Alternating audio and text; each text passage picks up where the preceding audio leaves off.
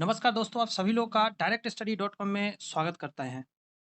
दोस्त, मैं रोहित कुमार आज सेट नंबर 3 लेकर आया हूं और आप जान रहे हैं बिहार स्टेट के लिए ये बहुत ही बेहतरीन सीरीज चल रहा है जिसमें हम लोग क्वेश्चंस कर रहे हैं और PYQs हैं। जितने भी पुराने साल में देखिए यहाँ पे दिया गया है, पूछे गए क्वेश्चन हम लोग कर रहे हैं। 9-10 के लिए बहुत बेहतरीन है। अगर टीचर बनना चाहते हैं तो विज्ञान को लेकर आया हूँ, ठीक है। ये जो क्रैश कोर्स है दोस्त, मिशन सरकारी नौकरी क्रैश कोर्स के तहत चल रहा है और चैनल का नाम है directstudy.com। विश्वास करें सर, अगर आप ये 2024-25 के लिए या 26 के लिए भी तैयारी कर रहे हैं, तो ये रामबाण है आपके लिए। क्योंकि पुराने वाले क्वेश्चन जब तक आप प्रैक्टिस नहीं करेंगे, तब तक आपको आइडिया नहीं मिलेगा क्या एग्ज़ाम में आया और क्या नहीं आया। तो उस हिसाब से आपको ये प्रैक्टिस करके चलनी है। तो चलिए मैं अपने बारे में थोड़ा-सा बता दूँ। दोस्त, मेरा नाम जैसा कि मैंने बताया रोहित कुमार हुआ और मैं खुद भी बीएड सेलेक्टेड हूँ, मतलब बीएड कर रखा हूँ, सीटेट वगैरह ये सब चीज़ मैं ऑलरेडी कर रखा हूँ। तो एक अच्छा आइडिया है और साथ में गवर्नमेंट जॉब कर रहा हूँ, तो मुझे ये भी आइडिया है कि हाँ, कैसे गवर्नमेंट जॉब निकाली जाती है। और 1-2 दिन से नहीं, 2009 से लेकर अभी तक मैं लगातार बच्चों को पढ़ा रहा हूँ, तो ये भी मेरा एक बहुत बड़ा एक्सपीरियंस रहा है।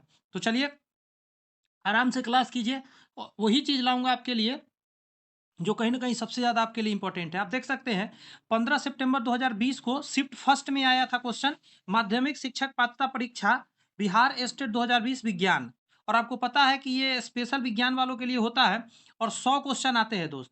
जी हाँ, 100 क्वेश्चन आते हैं, तो आप सोच के देखिए 100 क्वेश्चन अभी हम लोग को टच करने हैं, यानी कि प्रैक्टिस करने हैं। तो टाइम लगेंगे, बट अगर आप में पेशेंस है, अगर आप नौकरी करना चाहते हैं, तो थोड़ा समय आपको देना पड़ेगा। इसमें टोटल 100 क्वेश्चन अभी हम लोग करेंगे। तो कमर कस लीजिए और रेडी हो जाइए, जय माता दी के नाम लेके। पहला क्वेश्चन ये है कि पादपों और प्राणियों की पहचान तथा वर्गीकरण करने में वर्गीकी कुंजी एक वर्गीकीय साधन है। इसका उपयोग किसे तैयार करने में किया जाता है? तो क्वेश्चन है टैक्सोनॉमिक की के बारे में बात कर रहा है, टैक्सोनॉमिक टूल्स। आप इसका आंसर देंगे दोनों, या मोनोग्राफ कहें या फ्लोरा कहें। देखिए, फ्लोरा का मतलब था वनस्पति जात, यानी फ्लोरा या फौना, दो चीज होता है, तो फ्लोरा की बात कर रहा है यहाँ पे। फिर से एक बार क्वेश्चन को समझते हैं, लेकिन उससे पहले हम थोड़ा सा सॉल्यूशन को पढ़ के सुना रहे हैं, ताकि आपको एक आइडिया मिले कि आखिर क्वेश्चन क्या कह रहा था। कह रहा है, वर्गीकीय पूंजी का प्रयोग एक प्रजाति के विस्तृत अध्ययन के लिए मोनोग्राफ तैयार करने में तथा किसी क्षेत्र के पौधों, ध्यान रखिए, पौधों में समृद्धि जात फ्लोरा को तैयार करने में किया जाता है। जैसे मान लेते हैं कि कौन सा पौधा है, उसके बारे में पता करने के लिए उसके बारे में डिटेल जानना होगा। वर्गीकीय कुंजी एक ऐसा वर्गीय साधन है जो कि विशिष्ट जाति वर्ग के अंतर्गत आने वाले पादपों प्राणियों को उसके विशेष लक्षणों के आधार पर पहचानने, वर्गीकृत करने में मदद करती है। वर्गीकीय कुंजी प्रयोग वनस्पति जात फ्लोरा एवं मोनोग्राफ करने में किया जाता है। या तो वनस्पति जात फ्लोरा कहिए या उसको मोनोग्राफ कहिए, बात एक ही है। मोनोग्राफ एक विस्तृत वर्गीय ग्रंथ है, ध्यान रखिएगा, जो कि एक विशिष्ट वर्ग, वंश, कुल, जाति, उपजाति सभी पादपों का वर्णित और वर्गीकृत करके नामकरण करता है। वनस्पति जात का अर्थ किसी क्षेत्र विशेष या कालांश विशेष में पाए जाने वाले सभी पेड़ पौधे वनस्पति से है। तो मुझे लगता है अब सारी बात समझ में आ गई। अब क्वेश्चन एक बार और रिपीट करूंगा, एक ही क्वेश्चन पे समय दे रहा हूं क्योंकि ये इंपॉर्टेंट क्वेश्चन था। पादपों और प्राणियों की पहचान तथा वर्गीकरण करने के वर्गीकीय कुंजी एवं वर्गीकीय साधन है, इसका प्रयोग किसे तैयार करने में किया जाता है? तो मोनोग्राफ होगा या फ्लोरा। मुझे लगता है अच्छे से एक नंबर क्वेश्चन समझ में आ गई। निम्नलिखित में से कौन सा सजीव, ध्यान रखिएगा, सजीव जीवों का एक ऐसा अभिलक्षण है, सॉरी अभिलक्षण नहीं है, जिसके आधार पर इसकी परिभाषा की जाती है? तो आंसर ये हो जाएगा, ये पौधा का है। उद्दीपन के लिए अनुक्रिया करना। क्वेश्चन क्या था, फिर से सुनिए। कह रहे निम्नलिखित में से कौन सा सजीव जीवों का ऐसा अभिलक्षण नहीं है जिसके आधार पर उसकी परिभाषा की जाती है? तो वृद्धि के आधार पर करते हैं हम लोग, विभिन्न उत्पन्न करने की मतलब ध्वनि उत्पन्न करने की समर्थ, जनन पर करते हैं, लेकिन इसके ऊपर नहीं, एक्सटर्नल स्टिमुलिटी के ऊपर नहीं हम लोग करते हैं। अब कैसे है, तो इसको अच्छे से समझ लीजिए। वृद्धि जनन बाह्य उद्दीपन के प्रति अनुक्रिया करना सजीव के सामान्य अभिलक्षण है, उन्हें निर्जीव वस्तुओं से अलग करता है। ठीक है, इसके आधार पर हम डिफिनीशन तैयार करते हैं।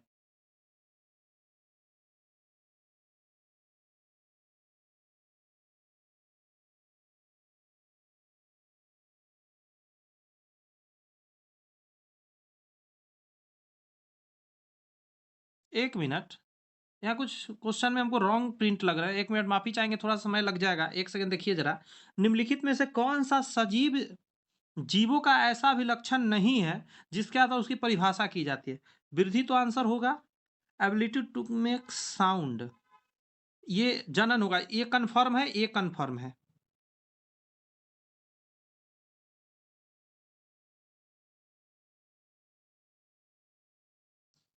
आंसर दोस्त इसका बी होगा, ये मिस प्रिंट है।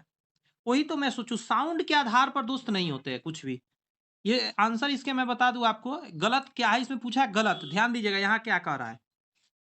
देखिए ये भी एक गुण है सजीव का, लेकिन इसके आधार पर डिफिनीशन तो तैयार नहीं करते हैं। ठीक है, साउंड निकालता है, लेकिन सारे सजीव तो नहीं ना निकालते। आप बताइए, पेड़ पौधा साउंड निकालता है क्या? तो ये आंसर नहीं होगा बी, ये गलत प्रिंट है। ठीक है, बी के जगह पर मिस प्रिंट है, ध्यान रखिएगा। याद रखिए, सजीव का हम डिफिनीशन ग्रोथ के आधार पर देते हैं, जनन के आधार पर और एक्सटर्नल स्टिमुलिटी के आधार पर देते हैं, लेकिन ध्वनि के आधार पर नहीं देते हैं। माफी चाहते हैं, गलत प्रिंट था, समय लग गया। निम्नलिखित प्राणियों की किस श्रेणी में ग्रंथहीन त्वचा पाई जाती है? बढ़िया क्वेश्चन है, सोचिए और मुझे जवाब दीजिए कि ग्रंथहीन जो त्वचा है किसमें पाया जाता है?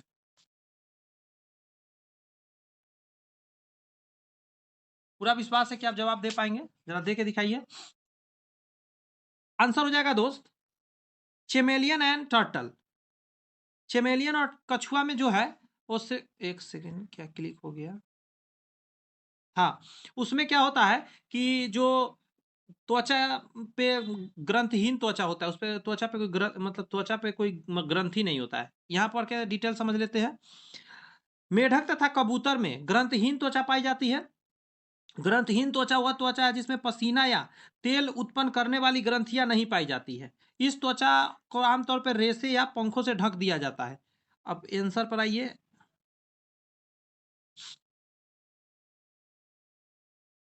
इसके भी आंसर गलत दिए हुए हैं दोस्त। आंसर होंगे आपका फ्रॉग एंड पीजन। आपका आंसर होगा सी। ठीक है, क्वेश्चन में कहा था कि निम्नलिखित में से किस श्रेणी में ग्रंथहीन त्वचा पाई जाती है? तो मेढक का और पीजन का पाया जाता है। स्नेक का त्वचा होता है, टर्टल का होता है, क्रोकोडाइल का होता है।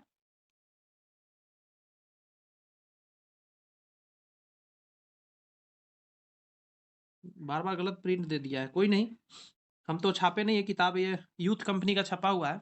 चलिए मैं आंसर सही बताता चल रहा हूँ। निम्नलिखित में से कौन एक संयोजी उत्तक नहीं है? संयोजी उत्तक नहीं है तो उपास थी, ये सही है।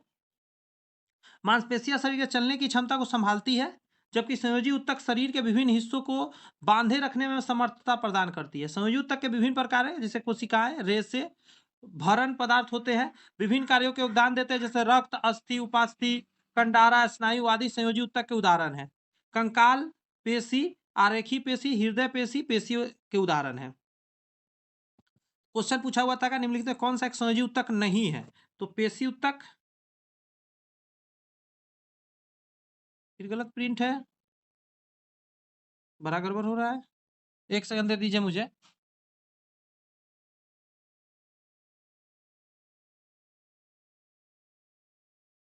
एक सेकंड पढ़ते हैं। मांसपेशियां शरीर के चलने की क्षमता को संभालती है, जबकि संयोजी उत्तक शरीर के विभिन्न हिस्सों को साथ में बांधने एवं समर्थ करने में, मतलब समर्थन प्रदान करने में काम करती है। संयोजी उत्तक में विभिन्न प्रकार के कोशिकाएं, रेशे, भरण पदार्थ होते हैं जो कार्यों में योगदान करते हैं। रक्त, अस्थि, उपास्थि, कंडारा, स्नायु आदि संयोजी उत्तक के उदाहरण है। तो इसमें से मिलाते हैं जरा। रक्त है तो ठीक है, इसको टिक लगा लेते हैं। अस्थि है तो टिक लगा लेते हैं। उपास्थि है तो टिक लगाते, वही तो आंसर होगा डी। ये डी बी में बड़ा गड़बड़ हो रहा है, गलत प्रिंट कर दे रहा है। यहाँ पे देखिए, फिर से डी होता तो बी प्रिंट किया हुआ है, यहाँ देख रहे हैं आंसर में। क्या होगा आंसर दोस्त?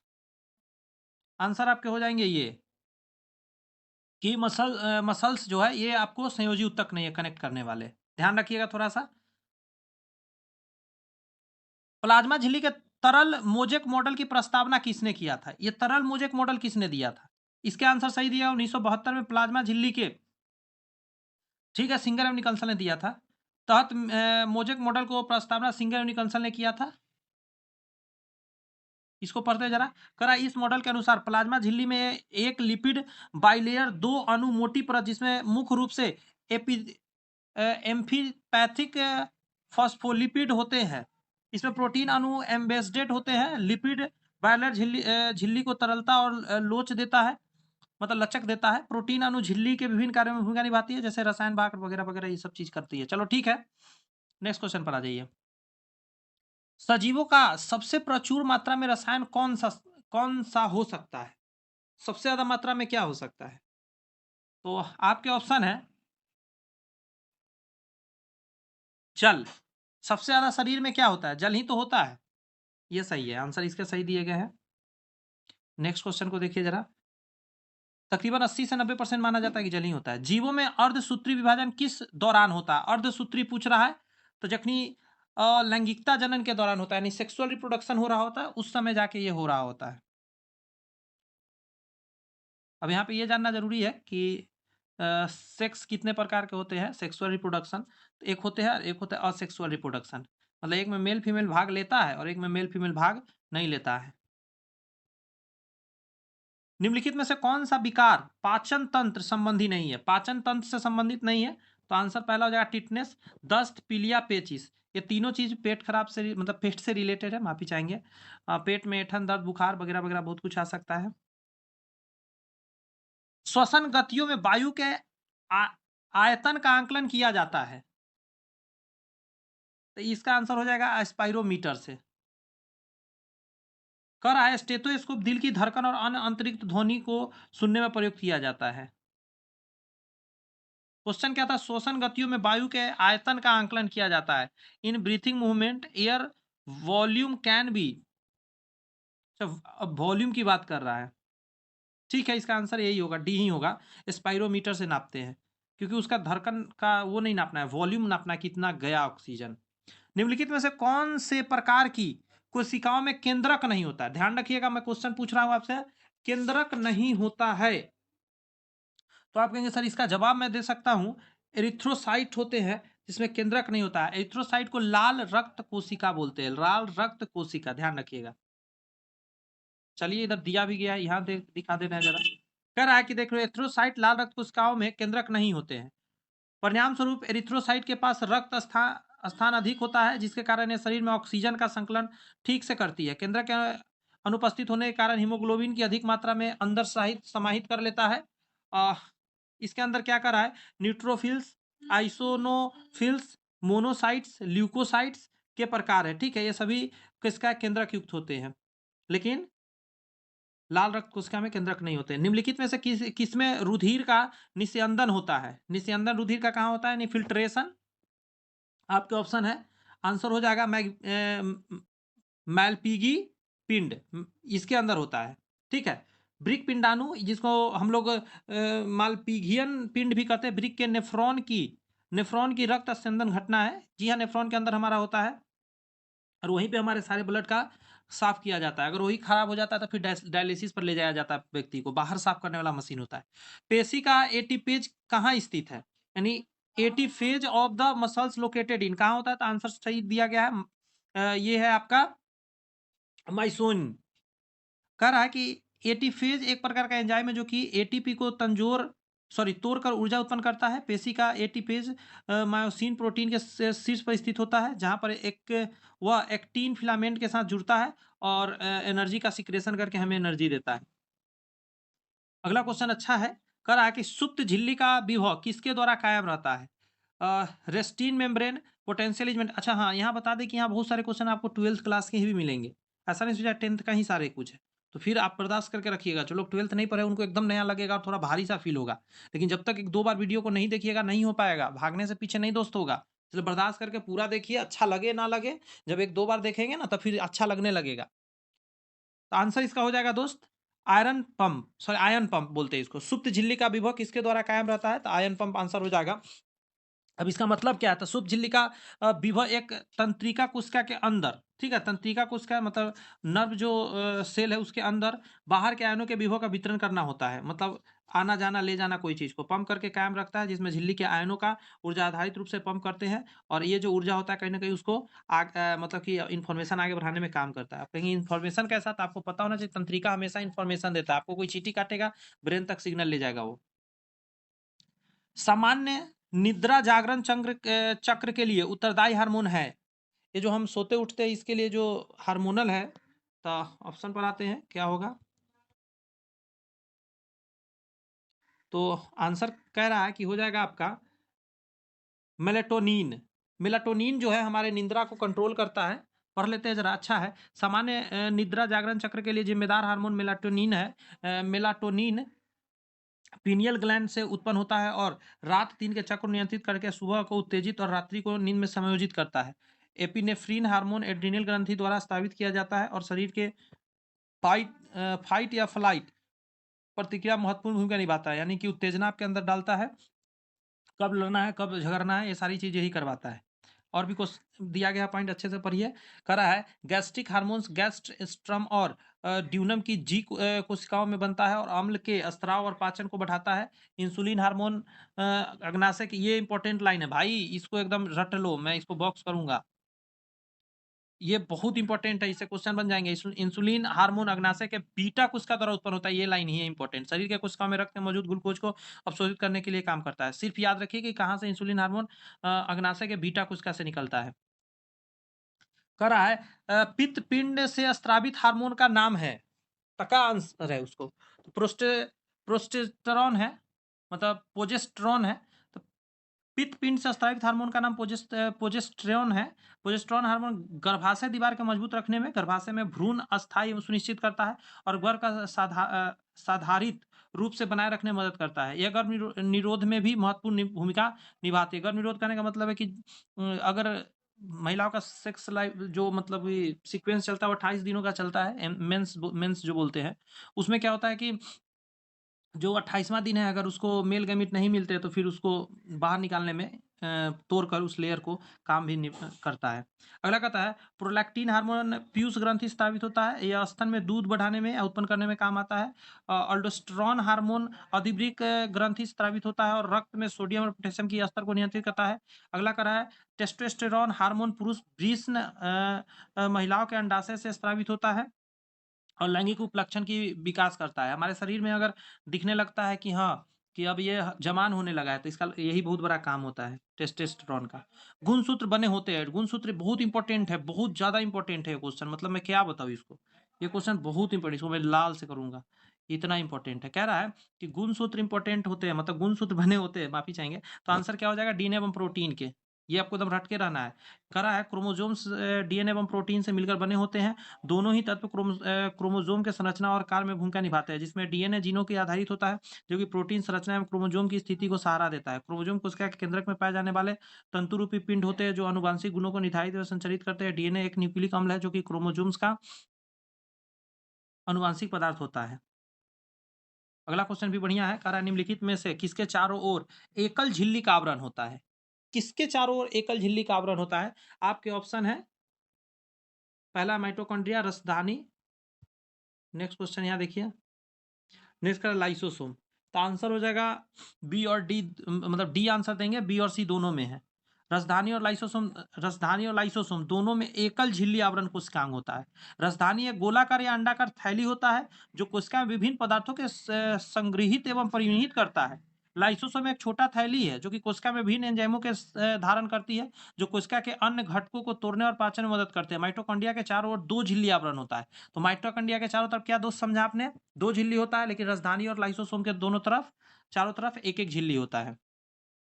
नेक्स्ट का निम्नलिखित में से किसमें उपास्थि नहीं पाई जाती है? उपास्थि नहीं पाई जाती है, तो आंसर दीजिएगा ब्रिक। ब्रिक के अंदर कोई भी हड्डी नहीं होती है। उपास्थि एक संयोजी उत्तक होता है, संयोजी मतलब कनेक्ट करने वाला, और शरीर के विभिन्न हिस्सों को लचीलापन एवं सपोर्ट प्रदान करती है। नाक, कान और कंठ में उपास्थि पाई जाती है। उपास्थि के संरचना के अनुसार यह कोलेजन एवं एलोस्टीन के बने होते हैं। ये तीन प्रकार के होते हैं, हालियन उपस्थि, इलास्टिक और फाइब्रोपस्थि। करा ब्रिक हमारे शरीर के उत्सर्जन अंग है और इसका कार्य रक्त को शुद्ध करना तथा अवशिष्ट पदार्थ को उत्सर्जित करने का काम करती है, और इसमें उपास्थि नहीं पाई जाती है। अंडाणु बनने की विधि को क्या कहेंगे? The process of formation of ovum, ठीक है, इसको क्या कहिएगा? तो पहला ही आंसर हो जाएगा अंड जनन कहते हैं जिसको, ऑस्जेनेसिस। अंडाणु बनने की प्रक्रिया में अंड जनन कहते हैं। मादा प्रजनन कोशिका है जो कि लैंगिक जनन में भाग लेती है। अंड जनन में एक द्विगुणी कोशिका का प्राथमिक अंडाशय अर्धसूत्री विभाजन के माध्यम से 4 गुणित कोशिका में बदल जाता है, मतलब 2 4 में बदल जाता है और इसके द्वारा निर्माण होता है। और मेल गैमीट मिलने के बाद फिर एक यह बच्चे के रूप धारण करते हैं। मासिक चक्र किसमें होता है? बंदर में होता है, कपी में होता है, मानव में होता है, उपयुक्त सभी में होता है। तो ये तो बच्चा जानता है, इन सभी में हो जाएगा। यहाँ पे एक लाइन दे दिया गया, इसके देख लीजिए जरा। मासिक चक्र सभी प्राइमेट्स में होते हैं, बंदर, कपी, मानव सभी में होते हैं। इन प्राणियों में मासिक चक्र अवधि अलग-अलग होती है। जैसे बंदर में 29 दिन का होता है, कपी में 37 दिन का और मानव में 28 से 35 दिन का होता है। अब आप कहेंगे अच्छा ऐसा कैसे सर? तो 28 को स्टार्ट होता है, 4, 5, 6 दिन चलते हैं, ये सब कोई जानते हैं। तो 35 दिन मान के चलते हैं, होता है। मानव रक्त का पीएच क्या होता है? मानव रक्त का पीएच होता है 7.35 से लेकर 7.45 तक होता है। ध्यान रखिएगा। पीएच से रिलेटेड क्वेश्चन आते हैं एग्जाम में। कौन सा प्राथमिक जनन अंग है? प्राथमिक जनन अंग पूछ रहा है तो वृषण हो गया यहाँ पे।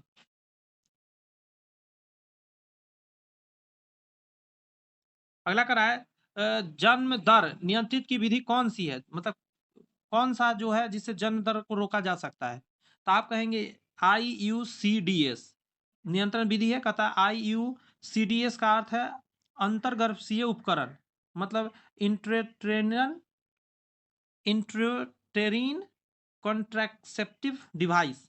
अभी क्या है इसको समझते हैं। यह एक प्रकार का जन्म नियंत्रण का उपकरण है जो कि गर्भाशय में प्रविष्ट किया जाता है और गर्भधारण को रोकता है। ये 2 प्रकार के होते हैं, हार्मोनल और नॉन हार्मोनल। ये शरीर के अंदर महिलाओं को फिट कर दिया जाता है, जिससे क्या होते हैं हार्मोनल नॉन हार्मोनल 2 तरह के होते हैं और ये काम आते हैं। कह रहा है बाहरी गर्भधारण की विधियां है HTF, IVF, ET और GIFT। GIFT का अर्थ होता है गैमेट ट्रांसफोलोपियन ट्रांसफर, एक तरीका है। IVF ET का अर्थ कर रहा है vitro fertilisation and embryo transformation transfer. यानी कि HTF का अर्थ होता है ह्यूमन ट्यूबुलर फ्लूइड। ये सब एक टेक्निक्स होते हैं आजकल जो बच्चों को बनाने में जब महिला सक्षम नहीं होती तो हेल्प करता है या बच्चों को रोकने में भी काम करता है। निम्नलिखित में से कौन सा विषाणु जनित रोग है? विषाणु से होने वाला सभी है, एड्स भी है, पोलियो भी है, फ्लू भी है। ये सभी विषाणु से होता है। पिछले क्लास में भी हम बताए थे, याद रखना है इसको। तो देखिए फ्लू एक श्वसन तंत्र का रोग है जो इन्फ्लुएंजा वायरस के द्वारा होता है। इसके लक्षण तो जानिए रहे, बुखार, ठंड वगैरह वगैरह लगते हैं। पोलियो एक देखिए तंत्रिका तंत्र का रोग है, पोलियो वायरस के कारण होता है। इसका लक्षण बुखार, गर्दन दर्द, अकड़न, शरीर काम नहीं करना, लकवा मारना। एड्स एक प्रतिरक्षा तंत्र का रोग है जो कि शरीर का इम्यूनिटी सिस्टम खत्म कर देता है। इसमें बुखार वगैरह वगैरह, वजन घटने लगता है, ऐसा बीमारी पैदा हो जाता है। एक बीमारी के साथ कई बीमारी फ्री। जे मेडल थे, जे मेडल क्या थे? तो आंसर कहिएगा ऑस्ट्रियन पादरी। जे मेडल एक ऑस्ट्रियाई वैज्ञानिक तथा पादरी थे। इन्होंने अनुवांशिकी के मूल सिद्धांत की खोज की थी। मेंडल का 20 जुलाई 1822 के ऑस्ट्रिया के हेंजेनडार्फ शहर में हुआ। मेंडल ने मटर के पौधे में प्रयोग किया था, ये तो मैं पिछली बार भी बताया था। और ये बहुत सारे लक्षण बताए थे कि कैसे ट्रांसफर होते हैं। विभिन्नताओं का परम स्रोत है, मतलब the main source of variations क्या है? क्यों वेरिएशंस होता है? तो इसको बोलते हैं हम लोग म्यूटेशन। म्यूटेशन के दौरान उत्परिवर्तन के कारण होता है। मौसम के कारण या और भी रीजन हो सकते हैं जिसके द्वारा ये म्यूटेशन होते हैं दोस्त। नेक्स्ट कह रहा है कि लैक ऑपेरॉन में कितने संरचनात्मक जीन पाए जाते हैं? संरचनात्मक जीन कितने पाए जाते हैं लैक ऑपेरॉन में? तो आंसर आप कहिएगा कि 3 जीन पाए जाते हैं, ठीक है, XYZ।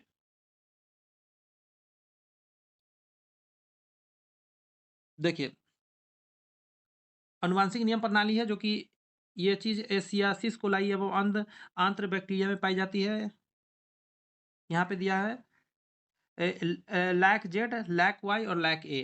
तो मैंने माफी चाहते हैं, अभी मैंने गलती से बोल दिया था XYZ, मतलब जेड वाई ए होते हैं, मतलब AYZ कह सकते हैं इसको, होते हैं। ये अलग अलग तरीका के हैं। नेक्स्ट कह रहा है कि मानव के निम्नलिखित गुणसूत्र में जीन की संख्या सर्वाधिक होती है। कौन सा जीन सबसे ज्यादा होता है? तो कह रहा है कि क्रोमोजोम 1, फिर कह रहा है क्रोमोजोम 22, क्रोमोजोम X और क्रोमोजोम Y। कह रहा मानव के प्रत्येक कोशिका में 23 जोड़े गुणसूत्र होते हैं जिसमें 22 जोड़े सामान्य गुणसूत्र होते हैं, एक जोड़ा लिंग गुणसूत्र होता है।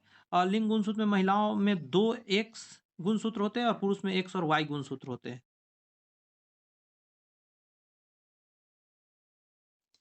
गुणसूत्र पर जीन की संख्या अलग अलग होती है, ठीक है, लेकिन आमतौर पर लंबे गुणसूत्र पर जीन की संख्या अधिक होती है। मानव के सभी गुणसूत्र एक सबसे लंबा होता है, जिसमें लगभग 249 मिलियन नाइट्रोजन बेस और 4220 जीन होते हैं। इसके विपरीत गुणसूत्र वाई सबसे छोटा होता है, जिसमें केवल 59 मिलियन ट्रांस नाइट्रोजन बेस होते हैं एवं 454 जीन होते हैं। इसीलिए गुणसूत्र एक पर जीन की संख्या सबसे अधिक होती है। एकदम नया बात लगा होगा आप लोग को। डार्विन किसके कार्य से अत्यधिक प्रभावित हुआ था? तो आंसर हो जाएगा माल्थस। माल्थस के कार्य को देख के डार्विन बहुत प्रभावित हुए थे और उन्होंने भी प्रयोग किया था ढेर सारा अनुवांशिकी पर। अगला कहता है इकिडाना इज ए, मतलब इकिडना क्या है एक तरह से? तो आपके सर बहुत आसान है। इकिडना एक तरह से क्या है? योजक करी है, कनेक्टिंग लिंक है। क्या चीज का है? तो देखिए यहाँ पे क्या लिखा गया है। एकिडना को सरीसृप और स्तनधारी वर्ग के बीच का योजक करी माना जाता है, क्योंकि ये दोनों वर्ग के लक्षण अपने पास रखता है और एक जीवित जाति है। ऑस्ट्रेलिया और न्यू गिनी, ये जो जगह ऑस्ट्रेलिया ऑस्ट्रेलिया और न्यू गिनी में पाया जाता है, यह एक मोनोट्रीम है जो अंडे देने वाले स्तनधारी के जैसे इसके शरीर में बाल और स्तन ग्रंथि सभी पाए जाते हैं, जो कि रसधानियों की पहचान में है। तो इस तरह के है। आप इसको सर्च करके देखिए एकिडना कैसा होता है, आप नेट पे सर्च करके देखिए और अच्छा से आपको याद रहेंगे एकिडना के बारे में। तंबाकू का मुख्य अवयव क्या है? तंबाकू में क्या ऐसा पाया जाता है? तो निकोटीन पाया जाता है तंबाकू में, जो नशा पैदा करता है निकोटीन C10H12N2। बिडाल परीक्षण द्वारा क्या पता किया जाता है? तो आपसे अगर पूछा जाए बिडाल परीक्षण तो आंसर दीजिएगा टाइफाइड को पता लगाने में किया जाता है। आगे कहता है, इसको पढ़िए। एड्स परीक्षण 3 प्रकार के होते हैं: एंटीबॉडी परीक्षण, एंटीजन एंटीबॉडी परीक्षण और न्यूक्लिक एसिड परीक्षण। मतलब एड्स होने पर 3 तरह का परीक्षण किया जाता है। बीमारी भी तो खतरनाक है। निम्नलिखित में कौन सा है गाय की प्रजाति नहीं है? गाय का प्रजाति जो नहीं बताना है। स्फूर्ति, मतलब सुरती, सुरती जो है गाय की प्रजाति नहीं है, सुरती भैंस के नस्ल की प्रजाति है, ठीक है। साबरमती नदी के किनारे इसको मिलता है। ये सब गाय की प्रजाति है। जर्सी, करन स्विस और करन फ्रीज। अगला आपके सामने है, इसका जवाब देने का कोशिश करिए आप। स्पाइरुलिना किसका प्रचुर स्रोत है? स्पाइरुलिना में क्या मिलता है? तो आपको कहेगा सर ये तो प्रोटीन मिलता है सबसे ज्यादा मात्रा में स्पाइरुलिना में, जिसको हम लोग क्या बोलते हैं? नीले हरे सवाल बोलते हैं। नेट पे सर्च करके देख सकते हैं कैसा दिखता है। जो नया बात लगे उसको सर्च कीजिए आप लोग जरा, तब आपको समझ में आएगा। सिरका का उत्पन्न मोलेजिस से किस प्रकार सूक्ष्मजीव द्वारा होता है? तो आंसर कहिएगा ये होता है एसिटोबैक्टर द्वारा। एक जीवाणु है और इसी के द्वारा क्या होता है, अल्कोहल का निर्माण कर देता है और एसिड बना देता है। कौन एक जैव उर्वरक है? जैव उर्वरक आपसे पूछ रहा है तो आंसर कहिएगा सभी है। साइनोबैक्टीरिया भी है, माइकोराइजा भी है, सहजीवी मतलब जीवाणु भी है। ये सभी क्या है? एनर्जी देने का काम करते हैं। न्यूक्लिक अम्ल में कौन सा पदार्थ मौजूद नहीं होता? न्यूक्लिक अम्ल में क्या मौजूद नहीं होता था? कहिएगा कि ग्वांडिनाइन जो है ये नहीं मौजूद होता, इसके अलावा ये सभी मौजूद होते हैं। साइटोनिन, थाइमिन और एडिनिन सभी मौजूद होते हैं। ये करा है फ्लेवर सेवर किसका ट्रांसजेनिंग प्रकार है? तो आंसर हो जाएगा टोमेटो का। 1992 के करीब में ही चेंज किया गया था इसको। कहा जाता है आगे नियासिन विटामिन है। नियासिन विटामिन क्या है? B3। नियासिन B3 को कहा जाता है, अलग अलग नाम दिया गया, जैसे देखिए यहाँ पर ही B1 को थियामीन कहते हैं, B2 को राइबोफ्लेविन बोलते हैं और B12 को साइनेकोवालामीन बोलते हैं। ये सब नाम है इसका। पहली ट्रांसजेनिक फसल थी, तो आंसर हो जाएगा तंबाकू। तंबाकू में सबसे पहले चेंजिंग लाया गया था 1983 में ही। पौधे को पौधे को चट्टानों पर उगते हैं कहलाते हैं, जो चट्टान पर उगता है उसको क्या कहते हैं? तो उसको बोलते हैं ऑक्जिलोफाइट्स बोलते हैं हम लोग। एक मिनट रुकिएगा, माफी चाहते हैं, ये नहीं, ये ऑक्सीजन वाले जगह पर उगते हैं, ये हो जाएगा लियोफाइट्स। लिथोफाइट जो होते हैं ये पत्थलों पे उगते हैं। यहाँ ध्यान दीजिए, अभी मैंने जो बोला वो यहाँ है। ऑक्जिलोफाइट्स ऐसे पौधे जो अम्लीय मिट्टी में उगते हैं, जैसे ब्लूबेरी, रोडोडेड्रॉन, पाइन, ये सब चीज है। अगला कहता है एरियोफाइट्स ऐसे पौधे जो हवा में उगते हैं, अन्य पौधे के ऊपर लग जाते हैं या मतलब किसी और पौधे के ऊपर उगते हैं। अगर कहता है हेलोफाइट ऐसे पौधे होते हैं जो लवणीय जगह में उगते हैं, जैसे मैग्रोव या ये सब चीज हो गए, सेलिकोनिया या स्पॉटिना ये सब। लाइकेन सूचक है। लाइकेन सूचक क्या है? मतलब SO2 जो है ना, उसके प्रदूषण को ये बताता है। अगर लाइकेन खराब हो रहा है यानी SO2 का वहाँ पे गंध फैल गया है, प्रदूषण। एक पोषण स्तर से दूसरे पोषण में ऊर्जा का प्रवाह कितना होता है? हर कोई जानता है 10%, नहीं जानते तो जान लीजिए। 10% मात्र ऊर्जा का मतलब आगे ट्रांसफर होता है और सब यूज हो जाता है। प्रासंगिक विकिरण में प्रकाश संश्लेषणात्मक सक्रिया विकिरण की क्या प्रतिशत होती है? तो आंसर हो जाएगा 59% के करीब तकरीबन होती है। खेती योग्य फसल की औसत आयु क्या है? तो कह रहा है 5 से 15 वर्ष होनी चाहिए। पढ़ते जरा, क्यों इसका आंसर नहीं दिया गया है? फसल की औसत आयु फसल उसके प्रकार और उसके विकास काल पर निर्भर करता है। आमतौर पर फसलों के दो श्रेणी में बांटा गया है, वार्षिक और बहुवर्षीय। एक वर्ष के लिए या बहुवर्षीय। वार्षिक फसलें वे है जो एक वर्ष के अंदर उगाई या काटी जाती है। अधिक से अधिक 1 से 2 वर्ष इसमें आयु होता है पौधा का। बहुवर्षीय ऐसा होता है इसको 5 से 15 वर्षीय होता है। क्वेश्चन क्या था? खेती योग्य फसल की औसत आयु क्या होगा? तो आप ए नंबर दे सकते हैं, ए से बी हो सकता है। भारत का पहला राष्ट्रीय उद्यान कौन सा था? तो Corbett, Jim Corbett national park Nainital में है, उत्तराखंड। भारत के जैवमंडल रिजर्व, भारत के जैवमंडल रिजर्व जो है कब प्रारंभ हुआ था? तो आप कहिएगा 1986 में सर, 1986 में जाके प्रारंभ हुआ था। ठीक है, सही जवाब था। अम्लीय वर्षा का कारण क्या होता है? NO2 और SO2 होता है, इससे एसिड तैयार हो जाते हैं ऊपर में। कौन सा निम्नीकरणीय प्रदूषक है? तो आंसर हो जाएगा बहितमल। और 50 लगने वाला है, आधा हम लोग पहुंच गए हैं। तो कह रहा है पुष्प के नर जनन अंग को क्या कहा जाता है? पुष्प के नर जनन अंग को क्या कहा जाता है? तो उसको बोलते हैं हम लोग पुमंग। ठीक है, तो बस इतना ही कहेंगे दोस्त कि बढ़िया से रखिए। अभी आधा और बचे हुए हैं, अभी हम लोग आधा और करेंगे। यदि अभी तक की क्लास पसंद आई है तो बहुत अच्छी बात है, आप उसे रिवाइज करेंगे। अगर पहली बार पढ़ रहे हैं तो थोड़ा दिक्कत महसूस हुआ होगा, रिवीजन करें और आगे क्वेश्चन को देखिए। और 2x पर आप देख सकते हैं थोड़ा तेजी में, और जल्दी जल्दी इसे रिवीजन। नेक्स्ट क्वेश्चन कह रहा है दोस्त कि परागकण का कोशिका द्रव किसमें धनी होता है? यानी cytoplasm of pollen grain is rich in. तो 51 का आंसर दीजिएगा आप। आपको इसे बहुत आसान है, इसका आंसर आप दे दीजिए स्टार्च एंड फ्लेवोनोइड्स। इसी में क्या होते हैं कि परागकण सबसे अधिक होते हैं।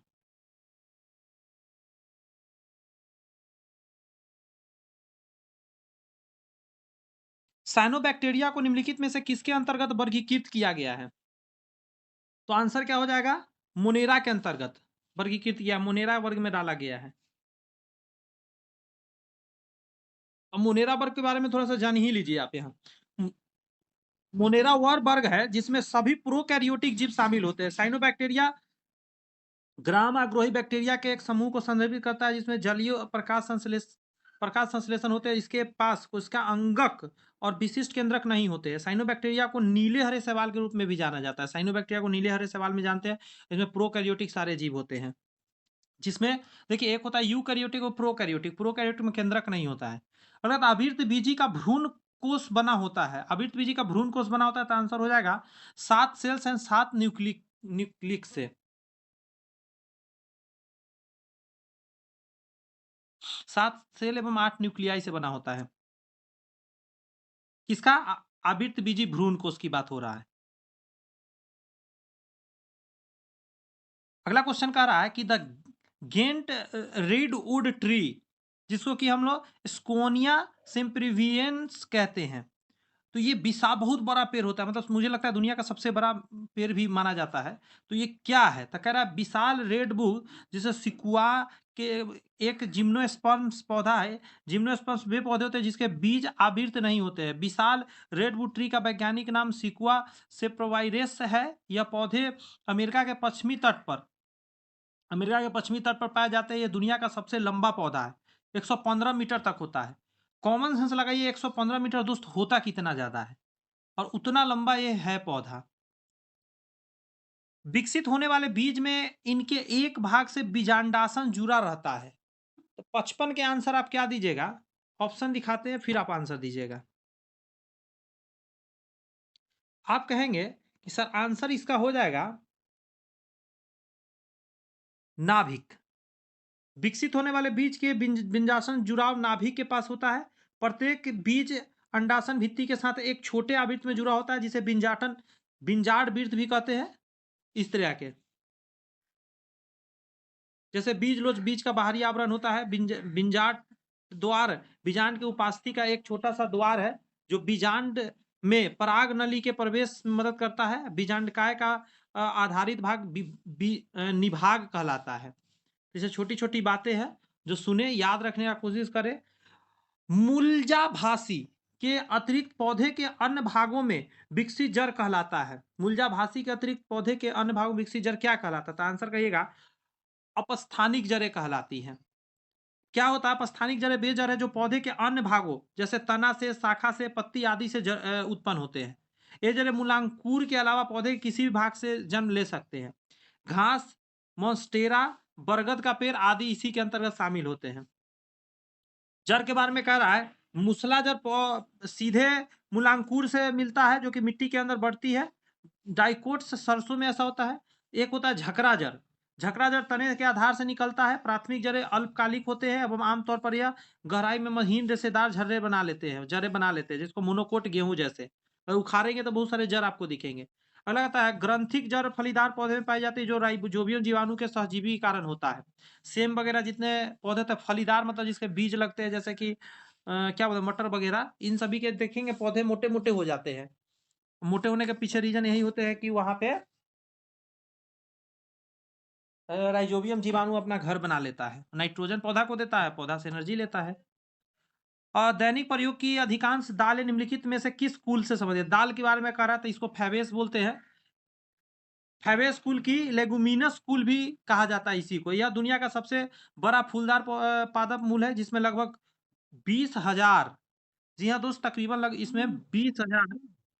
एक सेकेंड, अरे यार क्या हो रहा है, एक सेकेंड दीजिए दोस्त मेरे को। क्या हो गया, किधर से किधर चले गए? एक सेकेंड, हाँ आ गए। माफ़ी चाहते हैं, सॉरी। थोड़ा नौसिखा हूँ मैं, थोड़ा इधर उधर क्लिक हो जाते हैं मेरे से, बट कोई नहीं। हाँ यही चल रहे थे, आ गई। इस क्वेश्चन का जवाब दीजिए। कह रहा है कि निम्नलिखित में से सरल उत्तक तंत्र की पहचान कीजिए। अब सरल उत्तक तंत्र का पहचान करिए आप लोग। कहिएगा पहला ही हो जाएगा, मृदुत्तक ही है सरल उत्तक तंत्र।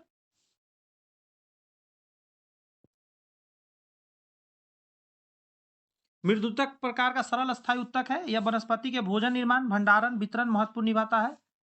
बहुभुजी पतली भित्ति वाले जीव होते हैं। जाइलम फ्लोएम बाह्य त्वचा जटिल उत्तक है। ये सब ध्यान रखिएगा, ये सब थोड़ा हार्ड काम करते हैं, खाना बनाना, खाना ले जाना, ये वगैरह वगैरह। जड़ों की मूलीय त्वचा निम्नवत में से किसके समान होती है? तो आंसर हो जाएगा बाह्य त्वचा के। जड़ों के मूलीय त्वचा रोमिल परत बाह्य त्वचा के समान होती है। मूलीय त्वचा जड़ के सबसे बाहरी परत होती है। यह पैरेनकाइमेंट्स कोशिकाओं से बना होता है। इसमें कोशिकीय रोम होते हैं, जिन्हें मूल रोम कहते हैं। और ये जो होता है मदद करते हैं ऑक्सीजन वगैरह या जो भी जल वगैरह लेना है उसको ग्रहण करने में मदद करते हैं। रेशे किन में उपस्थित रहते हैं? रेशा किस में उपस्थित रहता है? तो आप कहेंगे द्वितीयक जाइलम में उपस्थित रहता है। नेक्स्ट आ रहा है कि दांत के इनामेल में कैल्शियम फॉस्फेट होते हैं, इसकी प्रकृति क्या है? तो क्षारीय है, ध्यान रखिएगा, बेसिक नेचर का होता है। पाचन के दौरान उत्पन्न जठर रस की पीएच कितनी होती है? पाचन रस में जब उत्पन्न होता है तो इसका जठर रस तकरीबन 7 के करीब होती है। एक सेकंड रुक जाइएगा। पाचन के दौरान उत्पन्न जठर रस की पीएच कितनी होती है? देखिए अमाशय में तो 2 से 5 के बीच होता है तकरीबन, लेकिन चूंकि हाँ सही है, इस समय क्या होता है ना कि ये मिल जाता है किससे? ये बेस से मिल जाता है तो न्यूट्रल हो जाता है। 7 इसीलिए कहा गया। आप देखिए कैसे 7 न्यूट्रल होता है, यहां दिया गया है। कह रहा है कि जठर रस में जो होता है 2 से 5 होता है, अम्लीय प्रकृति होता है, सही बात है। अमाशय में हाइड्रोक्लोरिक अम्ल भी निकलता है, जिसे पीएच 7 से कम होता है। इसमें अम्लीय वातावरण बना होता है, जठर रस रासायनिक बनने वाले पाचन तरल पदार्थ होते हैं।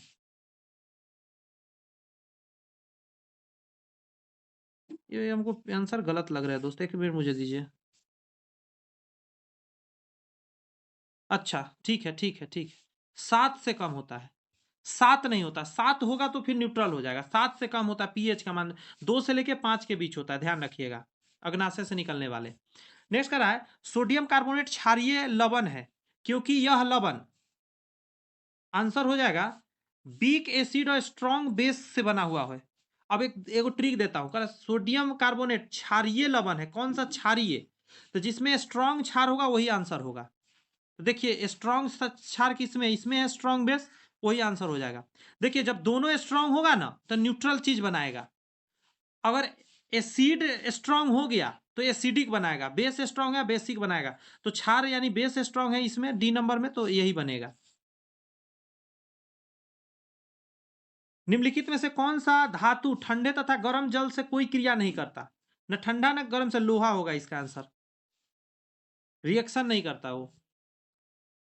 वायु में लंबे समय तक उद्या उद्यासन से सिल्वर की वस्तुएं काली हो जाती है, सिल्वर क्या एक रिएक्शन हो जाता है, ठीक है, सिल्वर के ऊपर, तो ये वाला रिएक्शन हो जाता है। एक से नहीं, एक से रुकिए, 3 नहीं, Ag3 नहीं, आंसर होंगे Ag2S, ये बना लेता है, या कभी कभी ये भी बना लेता है। और इसके वजह से क्या हो जाता है कि सिल्वर नाइट्रेट बोलते हैं इसको, सिल्वर नाइट्रेट का या सिल्वर सल्फाइड बोलते हैं, इन दोनों का परत चढ़ जाता है इसलिए काला दिखने लग जाता है। इसलिए अंडा वगैरह सिल्वर के चम्मच से खाने को नहीं कहा जाता है। एक्स तथा वाई के मध्य अभिक्रिया पर यौगिक जेड बनता है, अच्छी बात है, दो को रिएक्ट करके जेड बनाया। एक्स इलेक्ट्रॉन खोता है जबकि वाई इलेक्ट्रॉन लेता है, तो जो खोया वो मेटल हो गया, एक्स मेटल है वाई नॉन मेटल है। निम्नलिखित में से कौन सा जेड नहीं दर्शाता है, जेड नहीं दर्शाएगा। तब मेटल नॉन मेटल के बीच रिएक्शन का अगर आप डिफिनीशन जानते हैं तो आप जवाब अच्छे से दे पाएंगे। तो आंसर क्या हो जाएगा आपका, निम्न गलनांक नहीं होगा, क्योंकि ये दोनों मेटल नॉन मेटल से बना हुआ तो इसका उच्च गलनांक होगा, ये नहीं शो करेगा, इसके अलावा और चीज शो करेगा। क्वेश्चन तो थोड़ा सा नहीं, केमिस्ट्री लेवल का है।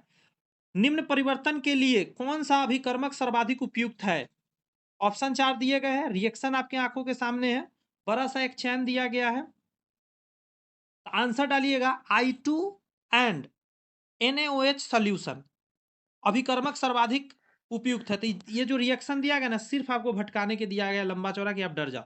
आप सिर्फ जानो कार्बन से बने हुए हैं, और इसको जब भी क्या करना है, अभिकर्मक का काम करना है, यानी कि आपको एक ऐसा रिजेंट बोलते हैं उसको खोजना है जो इसको क्या बोलते हैं सेटिस्फाइड करेगा।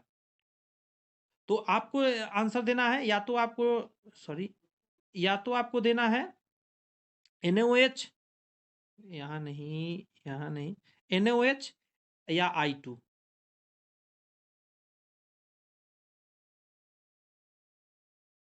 एमीन के गैब्रिएल संश्लेषण के लिए नाइट्रोजन का स्रोत क्या है, नाइट्रोजन का स्रोत आपसे पूछ रहा है, तो आप कहेंगे कि इसका आंसर हो जाएगा पोटेशियम पैथेलिमाइड। तो ये जो है पोटेशियम थैलिमाइड, इसमें ध्यान रखिएगा C6H4CO2N निगेटिव के पॉजिटिव ये होते हैं।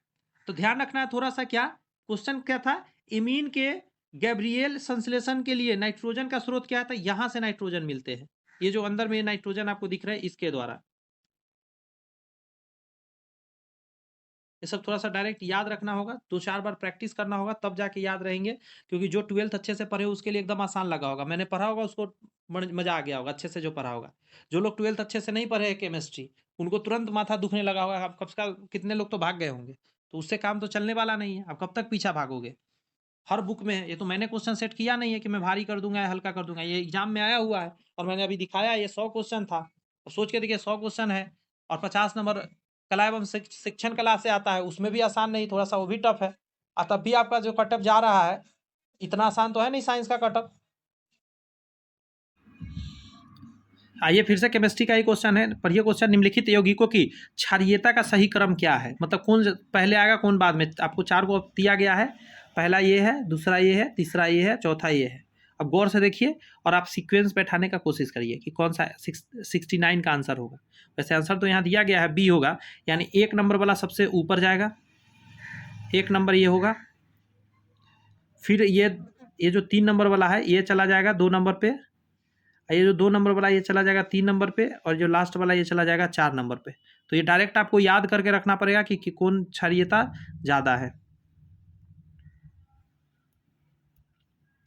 यदि समान चाल से चला जाए तो निम्नलिखित में से किस तरंग की सबसे कम तरंग दैर्ध्य होगी? सबसे कम तरंग दैर्ध्य आपसे पूछ रहा है, तो अल्फा कण का तरंग दैर्ध्य सबसे कम होता है।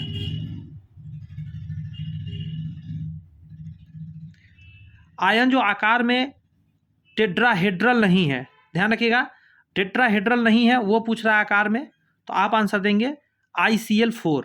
अभी क्या है, तो कह रहा है कि आकार चतुष्फलकीय यानी टेट्राहेड्रल नहीं होते हैं, ध्यान रखना है इसका। निम्नलिखित में से कौन सा परक्लोरिड एसिड का एनहाइड्राइड है? तो आंसर क्या हो जाएगा Cl2O7। डायरेक्ट इन चीज़ों को आप याद रखिए।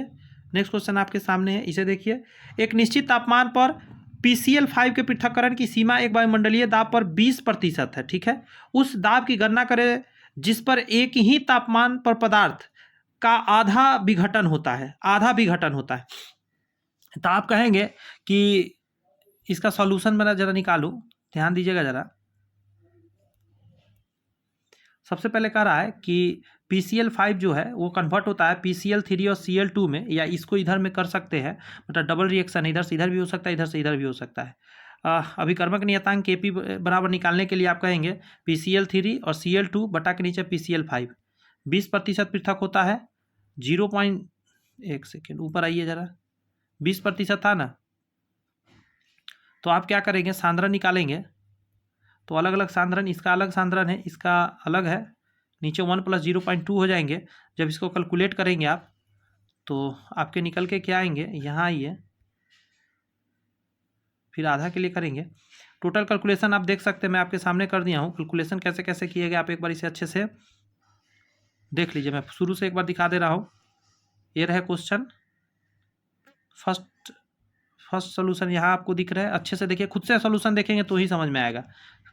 ये लिख के बताऊंगा तो अलग बात है, अभी लिख के नहीं बता पाता हूँ, तो आप खुद ही इसको देखें, ठीक है, पॉज कर करके देखें, और वो 0.125 कैसे आया आपको समझ में आ जाएंगे। डाइमिथाइल ईथर बनने की विलियमसन संश्लेषण विधि है, यह एक क्या है? इसको प्रतिक्रिया बोलते हैं, SN² प्रक्रिया बोलते हैं। अगला देखिए जरा, कह रहा निम्न में से किस पदार्थ में कैल्शियम कार्बोनेट होने की संभावना नहीं है? मतलब कैल्शियम कार्बोनेट कहाँ नहीं है, तो ये हो जाएगा आपको कैल्डाइल्ड जिप्सम में कैल्शियम कार्बोनेट नहीं हो सकता। ये क्वेश्चन ठीक है, जवाब दीजिए जरा आप लोग।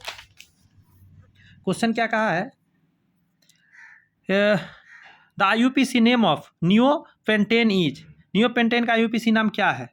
तो पहला ही हो जाएगा डाइमिथाइल प्रोपेन को ही नियोपेंथीन बोलते हैं, पेंथीन नहीं, सॉरी। जवाब दीजिए। नेक्स्ट बढ़िया क्वेश्चन आया है, IUPAC name of K3FE bracket के अंदर CN6 77 का आप जवाब देंगे। इसको कहेंगे दोस्त हम लोग पोटेशियम हेक्साइनो आयरन थर्ड। ये सब डायरेक्ट याद रख सकते हैं आप। तत्वों के आयनिक त्रिज्या के घटते क्रम को दर्शाने वाली सही क्रम क्या है? डी हो जाएंगे। ऑक्सीजन के पास फ्लोरीन होता है, फिर सोडियम होता है, मैग्नीशियम, फिर एल्युमिनियम होता है। 79 को देखिए जरा, पूरा क्वेश्चन आपकी स्क्रीन पर है। निम्नलिखित रासायनिक प्रक्रिया में यौगिकों ए और बी क्रमशः क्या है? क्वेश्चन कह रहा है कि यौगिक ए और बी क्या है, सोचिए जरा, आपके सामने दिया गया है। तो ये और ये, यहाँ पे क्या बनेगा, यहाँ पे क्या बनेगा, सो पूछ रहा है। तो पहला जो ए बनेगा, ये जो यहाँ पे ए है, ये इसको बोलेंगे बेंजिक डाइनोजियम क्लोराइड, और जो बी है ये बनेगा बेंजोनाइट्रिल, ध्यान रखिएगा। उत्प्रेरक की उपस्थिति में अभिक्रिया के दौरान ऊष्मा का अवशोषण अथवा उत्सर्जन होता है, तो आंसर होगा अपरिवर्तित रहता है, ना ही बढ़ता है ना ही घटता है। यदि रक्त में ग्लूकोज की सांद्रता 0.9 जी पर एल है तो ग्लूकोज की मुरलता क्या होती है। मुरलता से रिलेटेड क्वेश्चन बहुत सारे एग्जाम में आए हुए हैं और इसमें भी आए हैं, तो देखिए जरा मुरलता कैसे निकाला जाता है। मैं स्क्रीन पे ला दे रहा हूँ, आप इसे अच्छे से देख लीजिए। आप पॉज करके वीडियो को देखिए कैसे निकाला गया है। 0.9 जी पर एल दिया गया है, 180 ग्राम पर मोल होता है। 1 लीटर के बारे में कह रहा है, कैसे निकाला गया देखिए, इसे कैसे कैलकुलेट किया गया। भाग देंगे, पॉइंट हटा के नीचे एक जीरो करेंगे, उसके बाद आराम से सॉल्व करेंगे। मुरलता के लिए ग्लूकोज की मोलों की संख्या, फिर नीचे आयतन डालेंगे उसका, ये है आयतन 1 लीटर है। जब निकालेंगे तो एम का मान इतना आएगा, तो ग्लूकोज की मुरलता इतना मोल हो जाएगा, ध्यान रखिएगा। गौर से देख लीजिए कैसे कैसे सॉल्व हुए हैं, वीडियो रोक कर आगे देखिए। पदार्थ के ऊर्ध्वपातन की एंथैल्पी बराबर होती है, तो पहला ही हो जाएगा संलग्न की एंथैल्पी प्लस बाष्पन की एंथैल्पी, ये दोनों ऐड हो जाते हैं।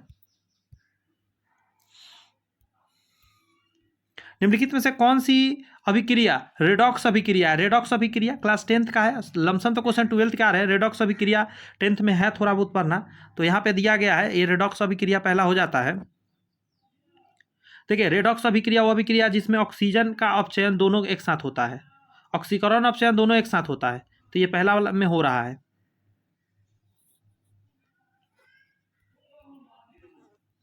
इलेक्ट्रॉन लेने देने से भी पता कर सकते हैं। निम्नलिखित में से किन्हें समान आयतन के मिलाए जाने पर बफर विलयन प्राप्त होता है। बफर विलयन प्राप्त करने के लिए आंसर ये हो जाएगा 0.1 मोल पर DMQ CH3COONA और 0.1 मोल D पर M3 और साथ में NaOH का रहा है। इन दोनों को बराबर मात्रा मिलाने से बफर विलयन प्राप्त हो जाएगा। नदी और समुद्र के मिलने के स्थान पर डेल्टा बनने के लिए निम्नलिखित में से कौन सा प्रक्रम उत्तरदायी है। डेल्टा बनने के लिए क्या होता है, तो आंसर हो जाएगा स्कंदन। स्कंदन के प्रोसेस के द्वारा होता है। निम्नलिखित हाइड्रोजन हैलाइडों को प्रोपेन के प्रति उसकी घटती हुई अभिक्रियाशीलता के अनुसार दर्शाना है, तो आंसर हो जाएगा HI HBr HCl। ध्यान रखिएगा, लमसम 12th के क्लास के है। नीचे दिए हुए समीकरण किस प्रकार की अभिक्रिया है। अभी इस अभिक्रिया के बारे में आपसे पूछ रहा है, तो आंसर देगा द्विविस्थापन अभिक्रिया है। इसमें मतलब इधर के कुछ सामान जो है, इधर के कुछ इधर आ गए, इधर से कुछ उधर चले गए। एम क्रिसॉल का IUPAC नाम आपसे पूछा है, तो आंसर क्या हो जाएगा, यहाँ पे है 3 मेथिनॉल है, ध्यान रखिएगा। इस क्वेश्चन को पढ़िए। वह अभिकर्मक जो एसीटोन और बेंजाइलिडिहाइड दोनों अभिक्रिया नहीं करता है। तो 89 का क्या आंसर दीजिएगा आप, सोचिए और बताइए। तो आप कहिएगा सर इसका आंसर आप डालिए, यहाँ आइए, यहाँ दिया गया, आप देख लीजिए। आंसर हो जाएगा आपका फ्लेमिंग विलयन बोलते हैं इसको। बकमिस्टर फ्लोरीन एक अपरूप है, क्या चीज का है, तो आप आंसर डालिए कार्बन का। कार्बन का एक है। किस तत्व तक अष्टक का नियम लागू हो पाया, तो आंसर बहुत आसान है, कैल्शियम तक लागू हो पाया था, उसके बाद ये लागू नहीं हो पाया था, अष्टक नियम फेल हो गया था। निम्नलिखित में से किस तत्व की परमाणुक त्रिज्या सर्वाधिक है। सबसे ज्यादा इस ऑप्शन के हिसाब से पूछ रहा है आपका, तो पोटेशियम हो जाएगा के। कह रहा है कि उस विलयन की मोलरता क्या होगी जिसमें प्रति 500 ml में 5.85 NaCl ग्राम घुला हुआ हो, तो आंसर होगा 0.2 मोल पर लीटर। सॉल्यूशन आप यहां देख लीजिए कैसे किया गया, बेसिक सा सॉल्यूशन रहता है। CO2 में कार्बन का द्रव्यमान प्रतिशत क्या है, इसका सॉल्यूशन देख लीजिए कितना आसान है। CO2 में सबसे पहले द्रव्यमान निकालेंगे, कार्बन का अलग निकालेंगे, दोनों को आप रख के परसेंट में आप निकाल लेंगे, 27.27 मतलब 27। समान इलेक्ट्रॉनिक विन्यास वाले आयनों का युग्म क्या है, तो Fe3 पॉजिटिव Mn2 पॉजिटिव। अच्छा आप ये बात जानते हैं क्या, ये पॉजिटिव देने का मतलब क्या होता है, इसका मतलब ये इलेक्ट्रॉन इतना दे चुका है, क्योंकि ये मेटल्स है। Na Mg Al and Si की प्रथम आयनन एंथैल्पी का क्रम क्या है, तो पहला ही हो जाएगा Na से बड़ा Mg, Al से छोटा, फिर Si से छोटा।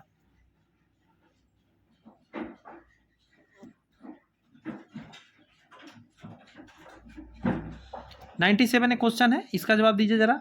निम्नलिखित में स्पीसीज में से किसकी ज्यामिति चतुष्फलकीय पूछा है। चतुष्फलकीय किसका है? तो BH4 का है चतुष्फलकीय।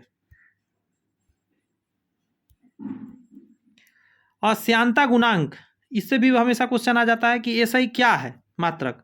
तो आपको याद रखना है इसका ऐसा मतलब है NSM मतलब पर एम। कैसे आया है नीचे दिया गया, आप इसे देख लीजिए गौर से। 99 नंबर क्वेश्चन पर आइए। कह रहा है यदि गैस का आयतन घटकर अपने मूल आयतन का आधा रह जाता है तो विशिष्ट ऊष्मा का मान कितना हो जाएगा? तो अपरिवर्तित रहेगा, विशिष्ट ऊष्मा पर कोई इससे प्रभाव नहीं पड़ता है।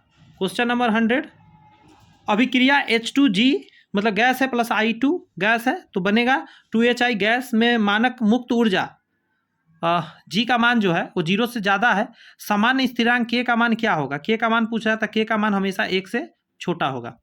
तो यहाँ पर दोस्त हम लोगों ने देखा, आपने क्वेश्चन किया, लमसम क्वेश्चन हम लोग ने 100 कंप्लीट किया, एक पूरा सेट किया। और ये सेट जो है विश्वास करें आप देख सकते हैं 12th लेवल तक का क्वेश्चन कितना ज़्यादा पूछा जाता है। तो अगर आप इन चीज़ों को 2 बार 3 बार नहीं देखेंगे आप दोस्त अच्छा नहीं कर पाएंगे, ये सीधी बात है। क्योंकि ये टफ है, सीधी बात आपके आंखों के सामने दिख रहा है, टफ है। इतना आसान तो है नहीं 12th का दिया गया है ज़्यादा से ज़्यादा क्वेश्चन, और कट ऑफ भी जा रहे हैं। तो अगर आपको जॉब करना है, टीचर बनना है, तो रियल में दोस्त मेहनत करने की ज़रूरत है। चलिए आप देख सकते हैं 100 नंबर तो वो तैयारी मैंने कराया, चैनल पे और भी तैयारी चल रही है। आप देख सकते हैं ये जो है चैनल पे चल रहा है उसे देखिए, शिक्षण कला का भी चल रहा है। देखिए जान तो शिक्षण कला ही बचाता है। कितनों लोग मुंह मोड़े, लेकिन हकीकत तो यही है, शिक्षण कला एवं दक्षता 100% काम आता है। क्योंकि वो 100 नंबर में कुछ मार्क्स वहाँ से गेन करते हैं बच्चे और कुछ मार्क्स यहाँ से करते हैं। बच्चे कोशिश करते हैं कि 50 में 50 यहाँ पे आ जाए, नहीं तो कम से कम 50 में 40 प्लस यहाँ रहे और वहाँ पे 100 में कम से कम 40-50 वहाँ से सही हो जाए, तो 90 करीब पहुँच जाएंगे तो रिजल्ट आ ही जाएंगे। वरना बहुत दिक्कत की बात है, टफ है ये एग्ज़ाम, हर कोई जानता है। टीचर बनना है दोस्त, मेरा एक और यूट्यूब चैनल है और फेसबुक पे या इंस्टाग्राम हर जगह पे आप high fit global fashion search करेंगे तो मिल जाएंगे। इस पे दोस्तों हम फिटनेस से और फैशन से रिलेटेड सारी बातें करते हैं। चूँकि मैं फैशन डिजाइनिंग का कोर्स कर रखा हूँ और मेरे पास अच्छा खासा एक्सपीरियंस है, मैंने खुद का भी वेट लॉस किया है, तो मैं सारा वो कहानी बताता हूँ कैसे आप वेट लॉस कर सकते हैं, फिट रह सकते हैं या वेट गेन कर सकते हैं। तो इस चैनल को भी सब्सक्राइब कर सकते हैं। और अभी जो आप देख रहे थे वो यही चैनल था। तो लास्ट में इतना ही और थैंक्स फॉर वॉचिंग। आपने देखा इसके लिए बहुत बहुत आपका धन्यवाद। ये चैनल को सब्सक्राइब कर लीजिए, बेल आइकन प्रेस कर लीजिए ताकि नेक्स्ट वीडियो आसानी से आप तक पहुंच सके। कुछ दोस्त मित्र में शेयर कर सकते हैं चाहे तो। मिलते हैं नेक्स्ट वीडियो में, तब तक के लिए मस्त रहिए। Bye bye, thank you.